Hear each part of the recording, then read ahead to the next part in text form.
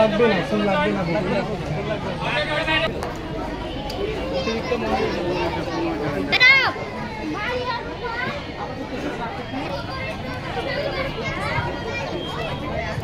প্রিয় শিক্ষার্থীবৃন্দ, এখানে সুশৃঙ্খলভাবে কোনো শব্দ না করে লাইন ধরে যাচ্ছি। আপনারা প্রত্যেক শিক্ষার্থীকে একটু সোজা, লাইনটা যেন একটু সোজা হয়।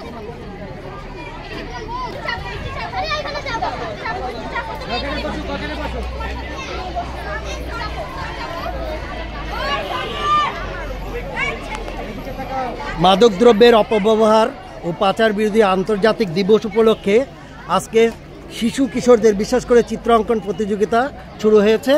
আপনারা দেখেন মাদকদ্রব্য নিয়ন্ত্রণ অধিদপ্তর কার্যালয়, বিভাগীয় কার্যালয় হচ্ছে। এখানে বিভিন্ন স্কুলের ছোট ছোট শিশুরা অংশগ্রহণ শুরু করছে। আর কিছুক্ষণ পরে প্রধান অতিথির ভাষণের মাধ্যমে শুরু হবে তাদের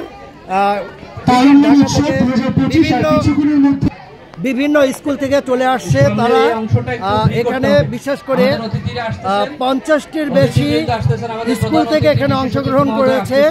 ঢাকার শামসুল হক খান স্কুল সহ বিভিন্ন স্কুলে থেকে শিশু কিশোররা আসছে মাদককে না বলুন এই স্লোগানে।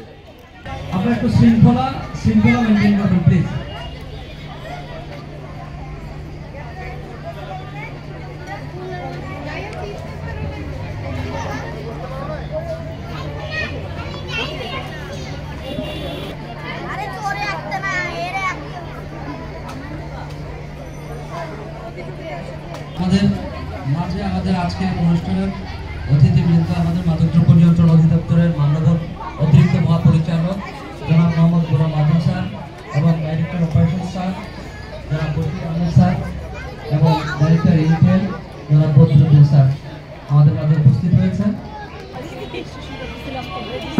এই সময় পালন উৎসব 2025 মাদকের অপব্যবহারে প্রচন্ড তোমাদের এই আন্তরিকতায় ভালোবাসার জন্য এবং ছবি আঁকার প্রতি তোমাদের যে আগ্রহ, এই সৃজনশীলতা চর্চা আজকে এই দেশের ভবিষ্যৎ এবং বর্তমান আমাদের শিক্ষা যে বাংলাদেশ আমরা স্বপ্নে দেখি। এই সময় আমি অনুরোধ করি আমাদের ঠিক উদ্বোধনের আগেই আমি সুযোগ দিতে চাই আমাদের সম্মানিত মাননীয় প্রধান অতিথি যৌথভাবে যে প্রচেষ্টা করে জীবনযাপন করো। আবার আমি এই আয়োজনের জন্য আজকে যারা মঞ্চ উপবিষ্ট আছেন এবং এসেছেন তাদের সবার কাছে কৃতজ্ঞতা জানিয়ে আমি আমার বক্তব্য শেষ করছি। অশেষ ধন্যবাদ। মাদকদ্রব্য নিয়ন্ত্রণ অধিদপ্তর এবং সহযোগিতা বাংলাদেশ ফার্স্ট কনসার্নার উদ্যোগে আজকের এই চিত্রাঙ্কন প্রতিযোগিতা সম্মানিত আমার সহকর্মীবৃন্দ এবং আজকের এই অনুষ্ঠানে যারা অংশগ্রহণ করছেন বিভিন্ন শিক্ষা প্রতিষ্ঠান থেকে আগত ছাত্রছাত্রী, আসলে উদ্বোধন করার কিছু নেই। এটা আমাদের বাচ্চারা তাদের সৃজনশীলতা আজকে প্রকাশ করবে, এটা আমরা বসে বসে দেখব। আমি আমার বাচ্চাদেরকে অনুরোধ করছি, গরমের মধ্যে তোমাদের কষ্ট হচ্ছে, তারপরে তোমাদের সর্বোচ্চ দিয়ে তোমরা আজকে তোমাদের যে সৃজনশীলতা আজকে প্রকাশ করবে এই আশাবাদ ব্যক্ত করে আজকের এই চিত্রাঙ্কন প্রতিযোগিতার শুভ উদ্বোধন ঘোষণা করছি। আল্লাহ হাফেজ। ধন্যবাদ দিই।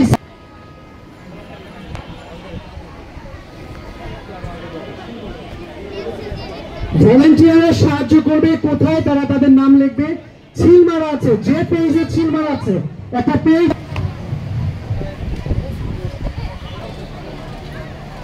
আমরা সবাই আমরা সুন্দরভাবে আমরা ছবি আঁকি এবং সম্মানিত অভিভাবক যারা আপনারা উপস্থিত হয়েছেন আমরা অত্যন্ত আনন্দিত এবং এই চমৎকার সুযোগের জন্য আমরা কৃতজ্ঞ।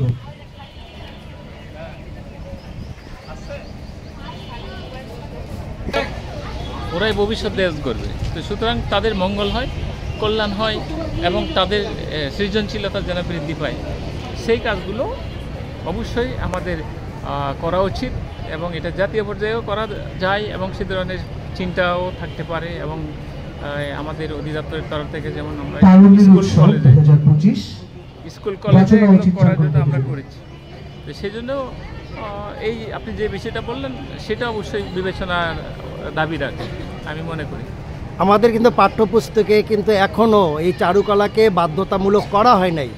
চারুকলা, শিল্পকলা এগুলোকে কিন্তু আমার মনে হয় বাধ্যতামূলক করলে, এই যে আমরা আজকে মাদকের বিরুদ্ধে কিন্তু অনেক না বলি, কিন্তু আমাদের সৃজনশীল কর্মগুলো যদি স্কুল থেকে বিভিন্ন প্রতিষ্ঠান থেকে হারায় যায়, আমরা যদি সেভাবে তৈরি না করতে পারি, আমার তো মনে হয় ভবিষ্যতের প্রজন্মের জন্য খারাপ একটা সম্ভাবনা নিয়ে আসে। আপনি কি বলেন স্যার? নতুন প্রজন্ম যারা তরুণ প্রজন্ম, অবশ্যই তাদের বিষয়টা আমাদের বিবেচনা করা উচিত এবং তাদের, আমি আগেই বললাম যে সৃজনশীলতা যেন বৃদ্ধি পায় এবং তারা যেন ভবিষ্যতে মানুষ গড়ার মানসিকতা ধারণ করতে পারে, সেই কর্মগুলো সব ক্ষেত্রে নেওয়া উচিত।